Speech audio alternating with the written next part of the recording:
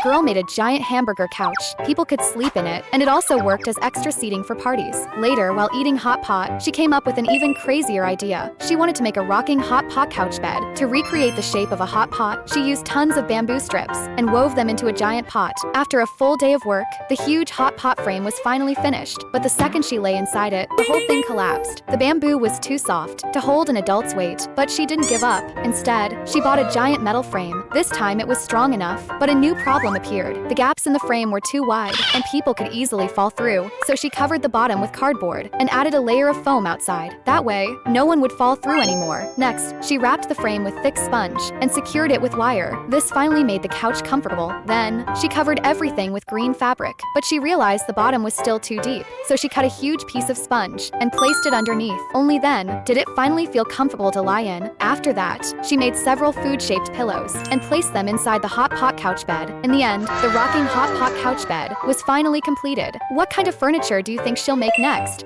Pizza-shaped sofa. It could not only be taken apart into a multi-person couch, but also used for storage. When she planned to take a break, she suddenly got a creative idea. She decided to enlarge a hamburger 100 times. To satisfy her curiosity, she bought a huge piece of foam. She then cut the foam into a hamburger shape with a saw. Small pieces of debris flew everywhere. To add weight and hardness, the girl mixed plaster powder with water and spread it all over the foam surface. After waiting for it to dry completely, she carefully sanded the surface with sandpaper. Next, the girl squeezed out paint and added vivid colors to the giant hamburger model. Till she thought something was missing. While eating sunflower seeds, she had another idea. She realized she needed sesame seeds. She laid pumpkin seeds all over the top layer and coated the surface with clear resin. Wow, it turned out to be a hamburger coffee table. However, the girl was still not satisfied. She bought a large stack of felt fabric, cut the pieces apart and sewed them together. She stuffed sponge pieces inside for extra comfort and covered the outside with soft cloth. This became a huge hamburger storage box. The girl cut round sponges and wrapped them in fabric to create the bottom bun of the burger. She cut a piece of terry cloth and stuffed it tightly with broken sponge.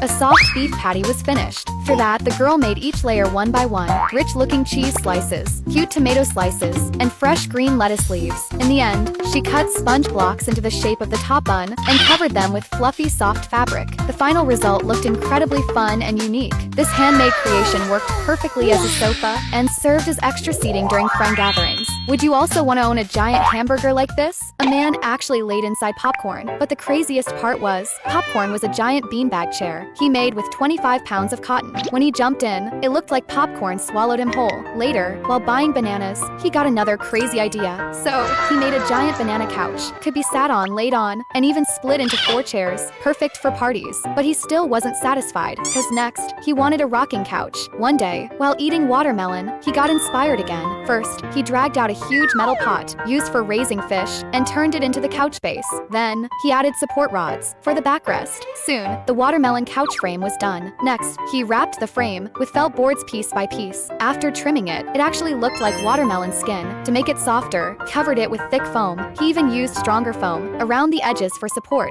After shaping it, a giant watermelon shell was finished. Then, cut and sewed fabric to match real watermelon patterns. The hardest part was the inside flesh. Keep it balanced. He even added 2 metal blocks inside. Finally, he added cushions and back pillows, then sewed on buttons to look like watermelon seeds. When it was finished, it looked like a hand-sliced watermelon. Lying on it, he could stay there all day. And the wildest part was, he secretly sewed 2 snack pockets behind the backrest, so he could grab snacks anytime. Which couch would you want to lie in most?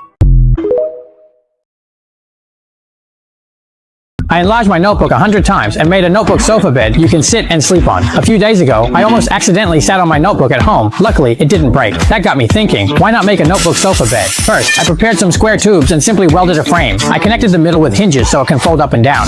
I prepared a piece of sponge and cut it to the right size, then carved out a tunnel according to the outline of the frame. I embedded the frame inside, then covered it with a thinner layer of sponge. With that, the base of our sofa was done. I tried sitting on it, and it was actually quite comfortable. Next, I could start wrapping it with fabric. After filling it in, I sewed it up with needle and thread. After wrapping it, we can start making the keyboard keys. First, cut some small squares out of black fabric and stick them in the appropriate positions.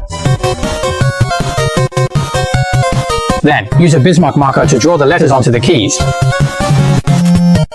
I noticed that the screen looked a bit too plain, so I asked Little E in the AI space for some ideas. Following Little E's suggestion, I first added a piece of yellow fabric and used some extra material to make a SpongeBob face. I also sewed on a few application icons, but then realized the keyboard didn't really match. After removing it, I did a one-click refresh, and now my notebook sofa bed is complete. Both sofas are soft and comfortable. You can sit or lie down on them. Plus, the backrest has 3 settings, making it perfect for guests.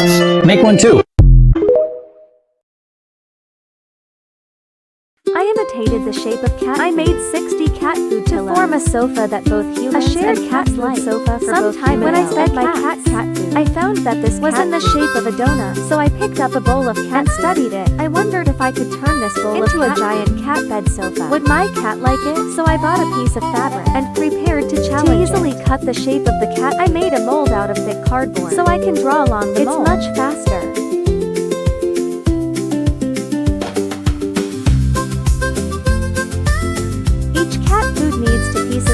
Pieces of cat food need to 140. It's not a big however, I also need to punch 120 holes in them. After a day's work, I finally cut it out. Next, we can sew the cut fabric and sew them together. Here comes the problem. The cat food is an annular. It can't be turned over when sewn normally. I had to take it apart and find a solution. After some research, I finally solved it. Just do this and then that. It dried overnight. The sewing machine almost smoked. Finally, I finished sewing all 60 cat Take out the pre-prepared PP cotton and fill it in bit by bit. Fill each one to the brim. Then sew the filling opening with needle and thread. Another 60, from morning to night. I'm almost vomiting. 60 cat food pillows are finally finished. After touching the cat, I will make the base of the cat bed sofa. First, draw a circle on the sponge, and cut it out with a sponge knife. Wrap it with a long piece of sponge. Fix it with sponge glue. Add 2 ears. According to the size of the base, make a coat out of fabric. Sew them together. After that, you can put the coat on it. Then lay a layer of sponge on the bottom. In this the outer frame of the cat bed sofa is done. Cut the prepared cat one by one. It's full of food, but it seems like something is missing. Then add a chicken leg and an egg. In this way, a super cat bed is done. When the cat lies inside, will feel very safe. People can also lie in it without pressure. It realizes the ideal state of lying flat together.